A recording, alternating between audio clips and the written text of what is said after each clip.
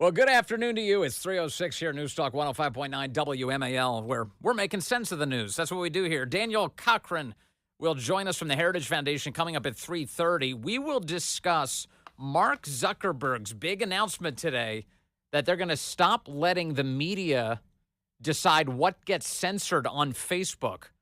It's a big deal. Facebook bending the knee to, what is that? What is that? Free speech? Yeah, free speech. We'll discuss coming up at 3:30. Nate Hawkman is here at 4:30 as President Trump once again flirts with seizing Greenland for the United States. Pat Fallon, the congressman, will be here at 5 o'clock. We'll discuss what Congress is up to. They passed the Laken-Riley Act out of the House today. More on that in a moment. And also, 5:30, we will revisit this big Facebook decision today with Neil Patel. He's my friend, my longtime boss. I've had him. He's with the Daily Caller. We had him on the program last week. We'll have him back today because he knows all about this fact check program more than most people. He can give us a real good perspective on how all of that is, what this all means as Facebook eases up on censorship. Amazing. You can join us at 888-630-9625, 888-630-WMAL. Yeah, I'm eager to talk about this Facebook story for a number of reasons, but definitely near the top of the list is I know a lot about the way that company operates, having been, well, for a couple of things. One, I was the editor-in-chief of the Daily Caller for a time, and prior to that, I was just an editor, up and down the chain there. So I was dealing with a lot of the digital space, collecting news, gathering it, editing it, disseminating it, and also finding vehicles through which to disseminate it. So you go to a lot of these social media platforms, and at times Facebook was one of the biggest delivery systems for news. And remember, President Trump gets elected, and one of the reasons for that's back in 2016, one of the reasons for that is that he circumvented the traditional press, and he was able to use social media and the internet and just word of mouth, in other words, in order to succeed and to win. And after that, the left realized that in order for them to maintain dominance of government, they need to maintain dominance of your mind. They need to dominate the vehicles for information dissemination. And so they did that. They placed all this pressure on places like Twitter and Reddit and Facebook, and take your pick. Social media company after social media company, platform after platform, decided to start censoring the internet in order to advance the long-term power of the left, either because they were doing it as willing allies or they were doing it under duress. They were being forced to by the left, which control all of these levers of power. And so that's where all of that censorship came into place. And over time, you saw it manifest itself, perhaps most theatrically, in the censorship of the Hunter Biden laptop saga, which contained all of the information about just how corrupt the Biden family is, all the money that they were taking from foreign countries in advance to him rising to power in the White House. The social media companies very much in on censoring that information from the American people. And we know, thanks to surveys that were done by our friends at the Media Research Center, that were the American people to know more about that subject, it's very unlikely that Joe Biden would have been able to prevail in that election, regardless of the way that the election rules were meddled with. Just the information itself was rigged and helped set the outcome for that election. So it's a fascinating saga. It's a fascinating saga. One of the other things that I'm well aware of is this Facebook fact-checking operation. Now, I don't think people really understand, by and large, how it works or what's going on. But just to break down the basics for you for a moment, algorithms are just software that is coded by human beings that help decide what priorities your individual feed has when it delivers you content.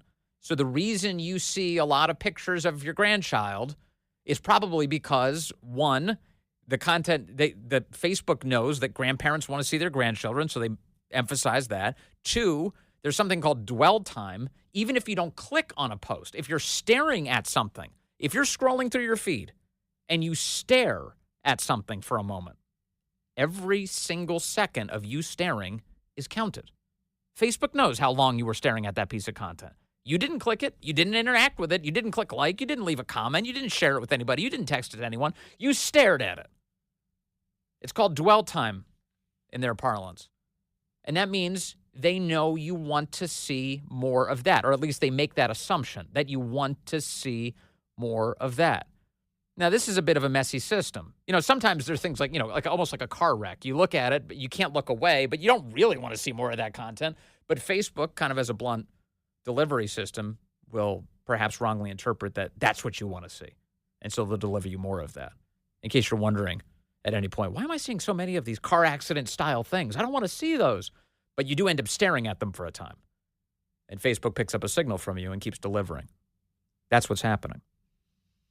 Now, the other piece is, how does content get suppressed? That if you build an algorithm, if humans build an algorithm, they can decide what to deprioritize, what to keep you from seeing. And some time ago, Facebook announced that they wanted to launch a third-party fact-checking operation. Third party, they said. The concept here is that Facebook didn't want you to blame them for censoring. They wanted to shop out the censorship operation. They wanted some other organizations to be responsible for handling that. And so they did. And what they did was they turned to a variety of complete goobers on the left, almost entirely, to do this. So factcheck.org or PolitiFact or Snopes or Reuters Fact Check or USA Today, something called Science Feedback. These are all nominally, quote, fact-checking operations. Now, let me, you can make a bigger point here, which is, why do you need to call it fact-checking? Isn't journalism supposed to be fact-checking? Why do we need a separate industry called fact-checking? Shouldn't journalism simply be the pursuit and dissemination of the truth? Not fact-checking, but here we are. We have a separate industry called fact-checking, which is, of course, deeply intertwined with the broader media industry. So when Facebook did this, when they started asking a variety of, they said they announced that they were going to have these third-party fact-checkers be involved in deciding what is true and what is not, essentially contested items on Facebook. People would see them and they would report them. They would say, I don't like this piece of content. It contains something that's untrue. And so presumably it gets fed into a back-end system where all of these various, quote, fact-checking operations can take a look and they can cherry-pick the things that they want to pick up on, and then they would write a piece on their website justifying why it deserves to be suppressed, and then they would just stick it right onto that piece of content, and then Facebook would take that cue from that outside third-party fact-checker and say, okay, we're going to nuke it.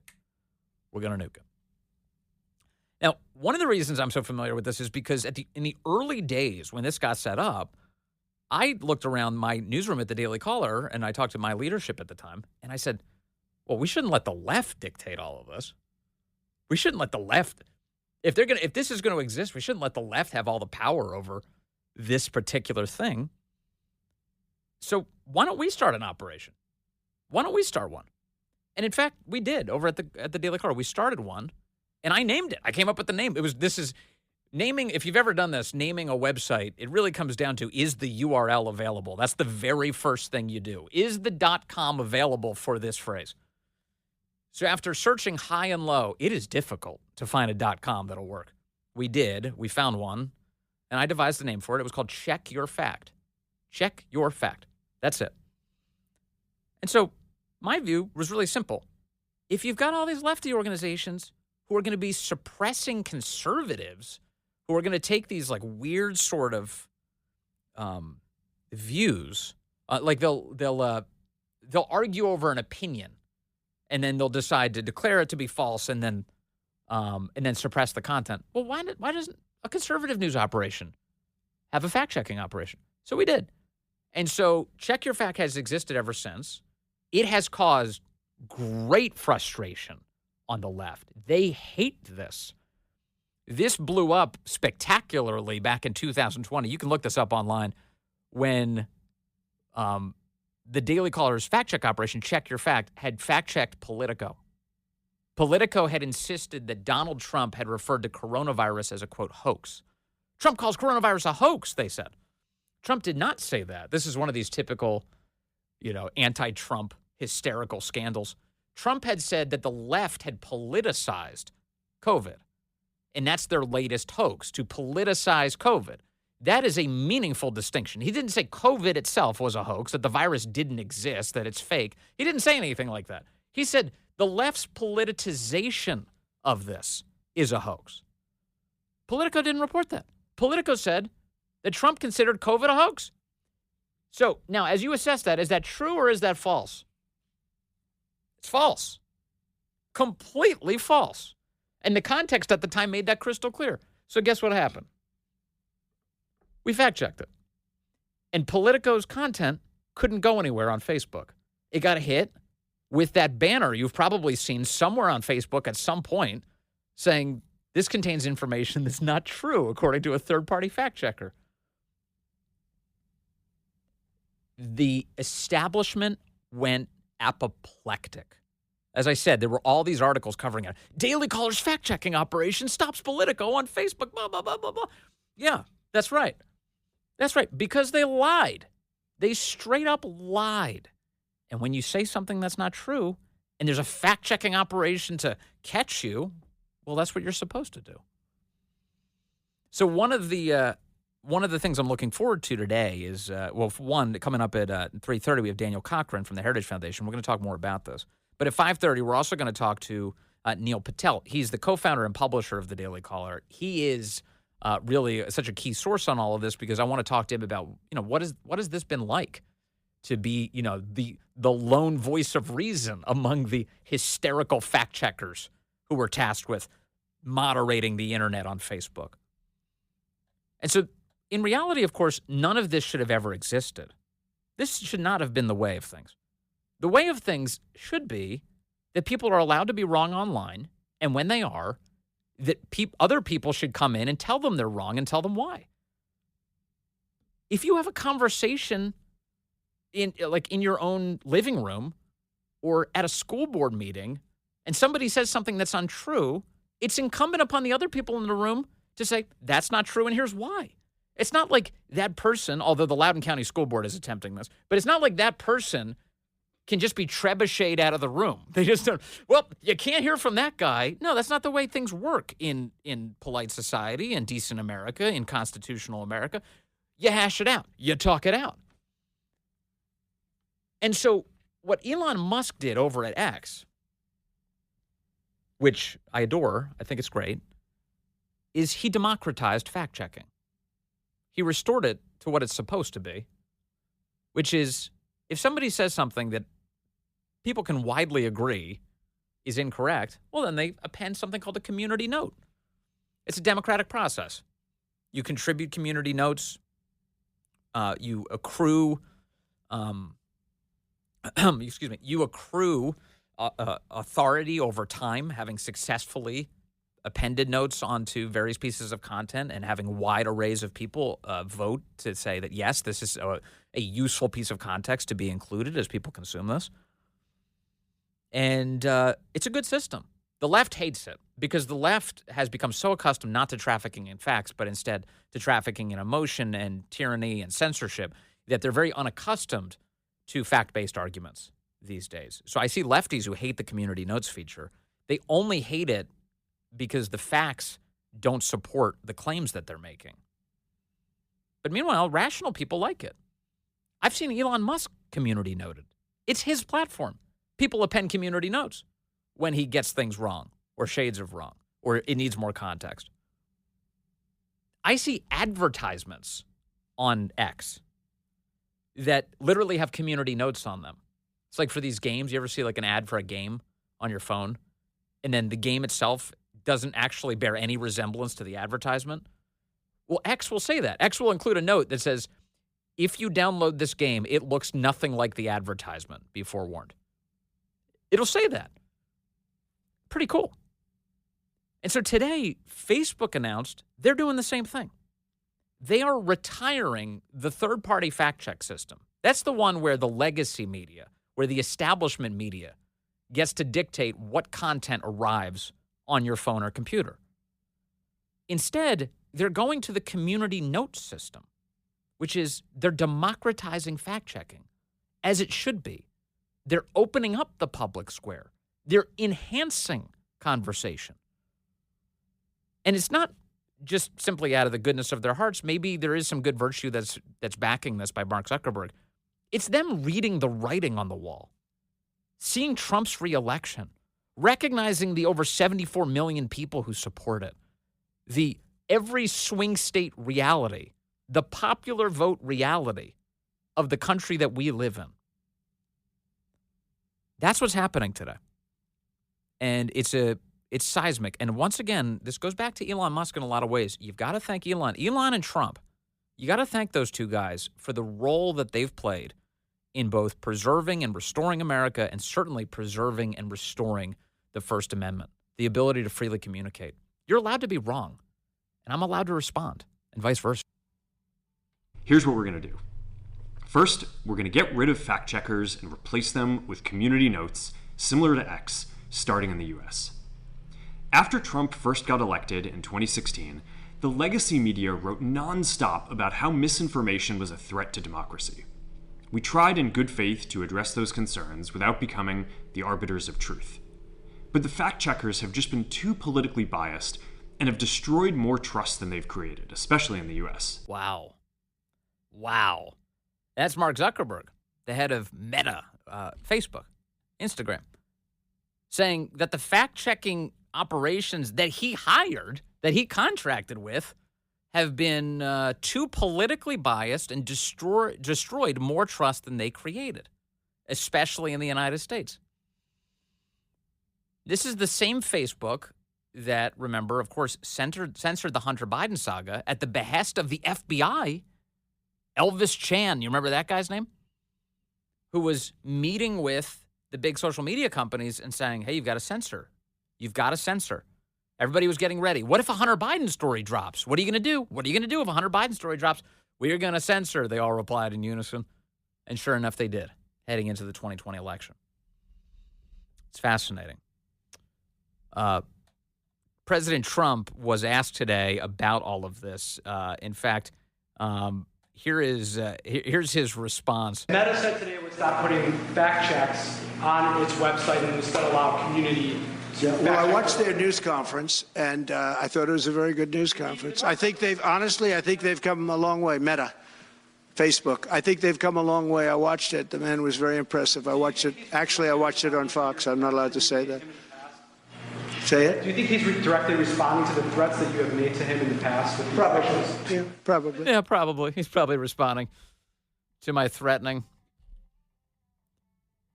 The Zuckerberg story is fascinating. You see, when he made the announcement today, he was wearing a $900,000 watch on his wrist. You didn't hear me incorrectly. $900,000 just on his wrist. It's handmade. They only make 2 or 3 a year, they say. I did the research this morning. I said, what is that? $900,000. He's been doing a lot of MMA the past few years, a little mixed martial arts. What's that like? You have like a team of people to protect him from getting his face beaten in? He's one of the world's richest people. He just hired Dana White from the UFC to join the board at Meta.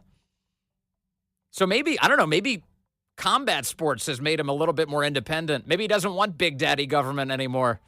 People can hash it out amongst themselves. Who knows? He's on a journey. Coming up, we'll talk to Daniel Cochrane from Heritage about it. Good afternoon to you. 3:36 here, News Talk 105.9 WMAL, where we're making sense of the news. Coming up, Nate Hochman is with us. He'll talk about President Trump's plans to take over Greenland. Congressman Pat Fallon joins us at 5 o'clock as the House of Representatives passes an important border security bill today. And then Neil Patel, co-founder, publisher of the Daily Caller, we talked to him about that big fact-checking regime that was in charge over at Facebook, at least until this morning. You can join us, 888-630-9625, 888-630-WMAL. A lot has happened over the last several years. There's been widespread debate about potential harms from online content. Governments and legacy media have pushed to censor more and more.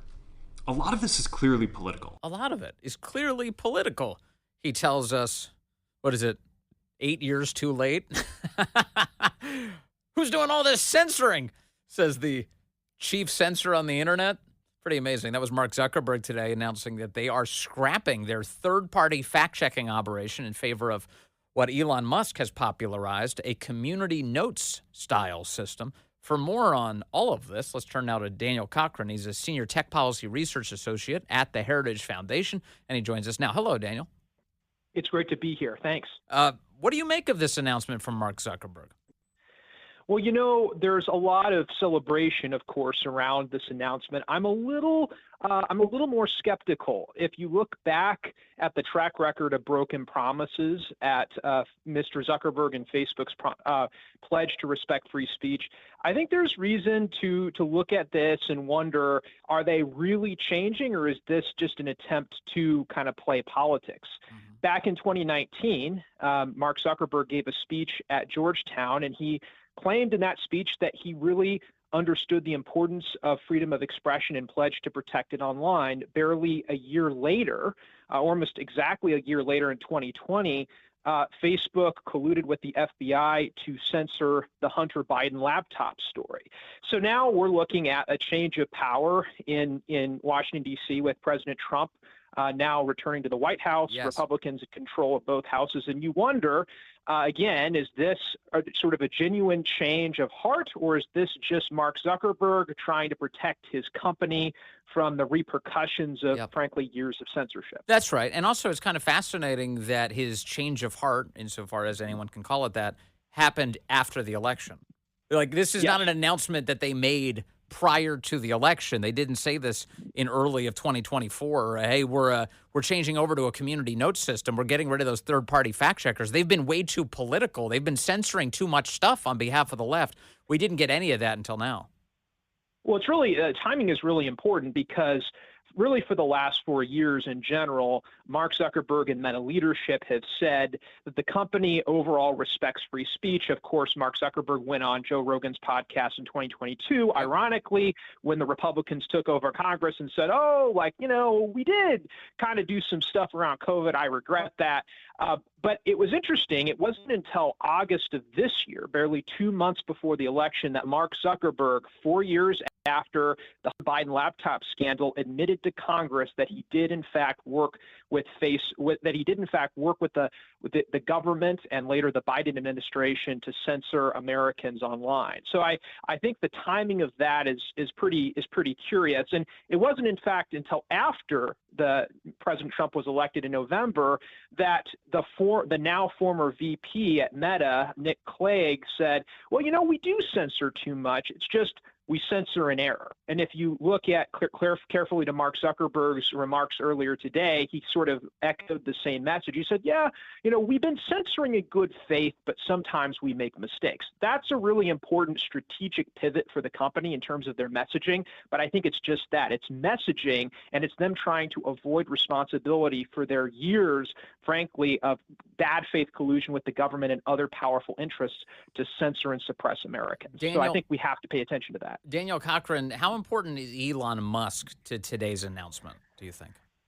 Oh, I think it's critical. I mean, the fact that Mark Zuckerberg used the term community notes really matters because, Elon was the first to really he was the first chink in the armor of the censorship industrial complex. He was the first major platform owner that opened the floodgates for true free speech online and a major platform. And that's forcing all these other platforms to at least think twice before they enact these sort of draconian regimes like they had around COVID-19. So I think the fact that Elon's moved in that direction, I mean, that's a huge credit to him, but it's also forcing these other CEOs to think twice about at least how they're messaging to the American public. Yeah, it really is remarkable that it took this many years to finally get a statement like this out of Mark Zuckerberg and a commitment to a more open platform.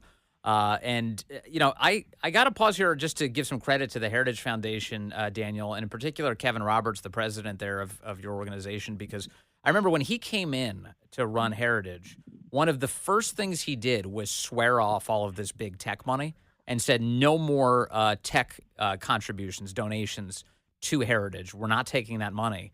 And he was on the right side of that. He has been. And he deserves a lot of credit for that because clearly what you had was big tech companies looking to co-opt organizations like yours, the Heritage Foundation, in order to prevent conservatives from either thinking clearly or advocating for their own positions.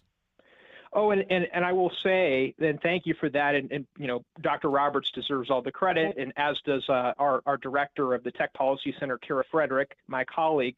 But I will say that they're very powerful in their ability to influence and sway D.C.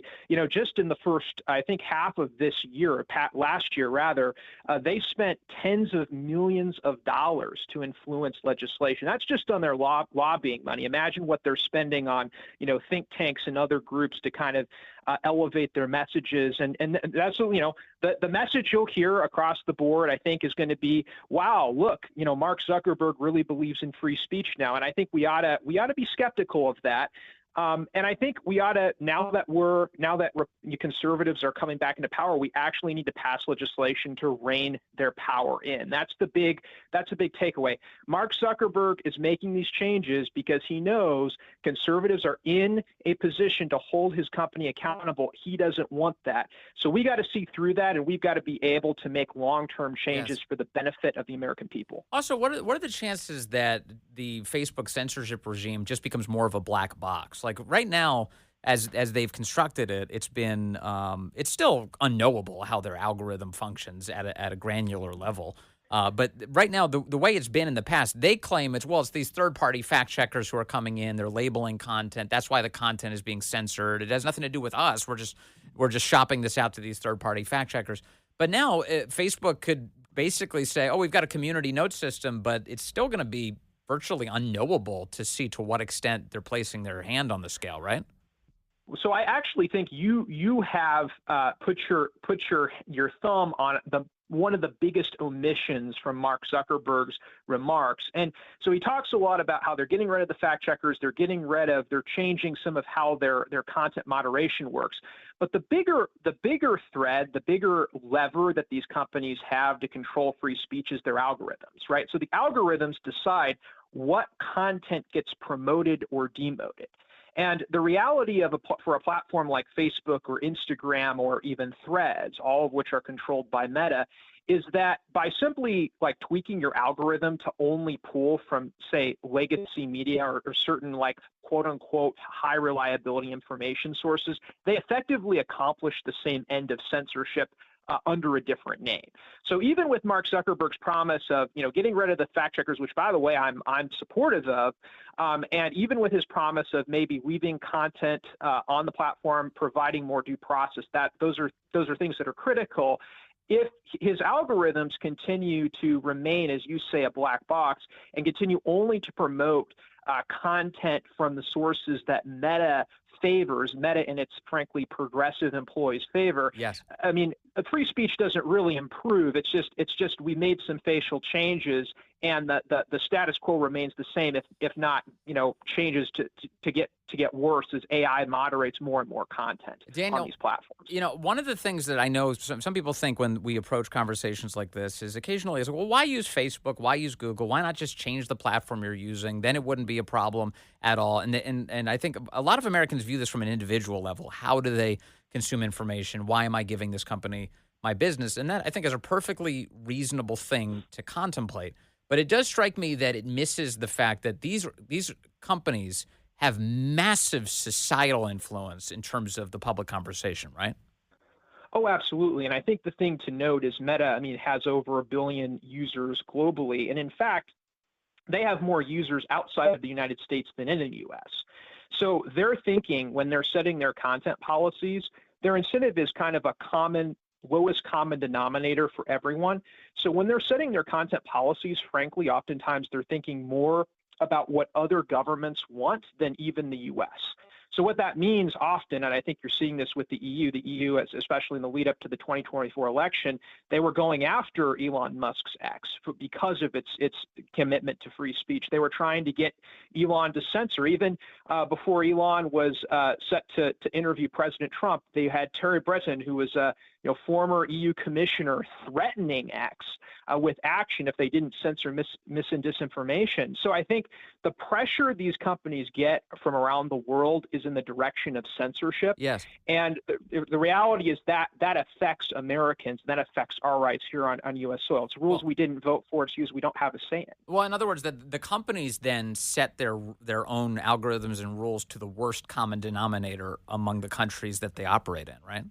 Precisely. And that's the problem. And that's what I think the Trump administration will have a unique opportunity to push back on, because they'll be able to say, unlike the Biden administration, which, by the way, remained quiet when Brazil was going after Elon Musk and X, when the UK was doing the same, when the EU was doing the same.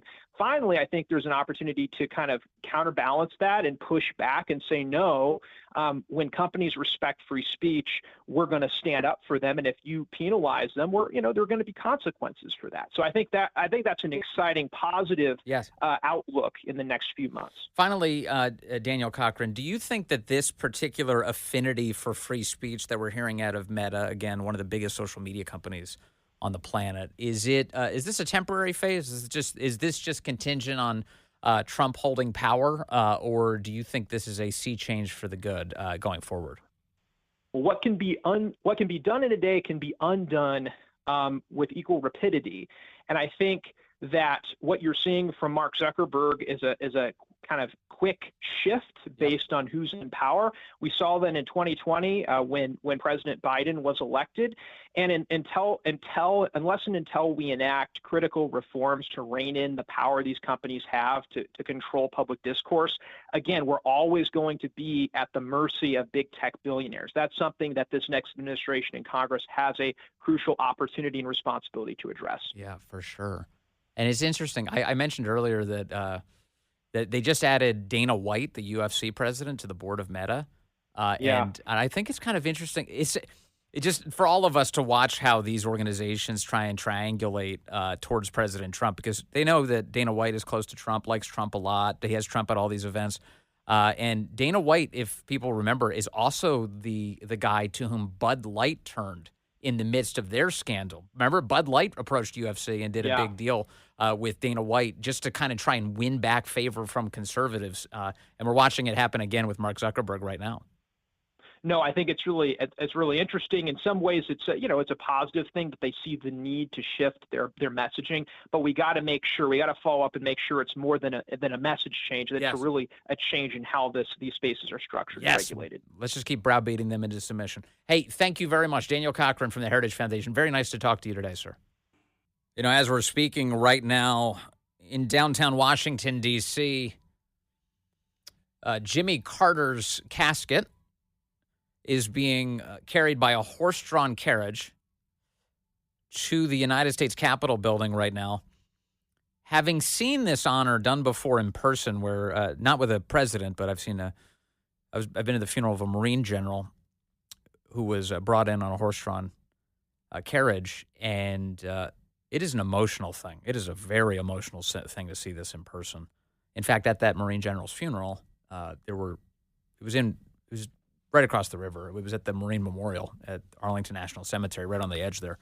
And there were families just walking by, tourists, and they didn't realize what they had stumbled upon, but they did see the casket and the flag.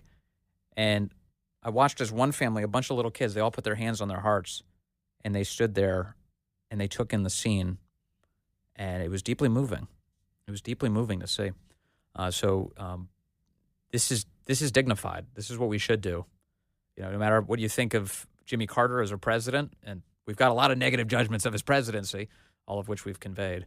But these are the honors you make to the guy who was the commander-in-chief as he's being brought to the nation's capital to be honored over these next few days. So kind of an amazing scene to see playing out in Washington, D.C. right now. And I guess if there's any kind of sort of broad theme that runs through this program, is like that's the world that we want to get back to. We want to get back to a dignified world, one in which we pay our respects to people when they deserve them. We treat people with dignity, and it's really too bad. The divisiveness that the left has introduced to this country endlessly, it should come to an end. And you'd hope that they learn some lessons from this past election about what the American people actually want for their country. They want the country to be great again.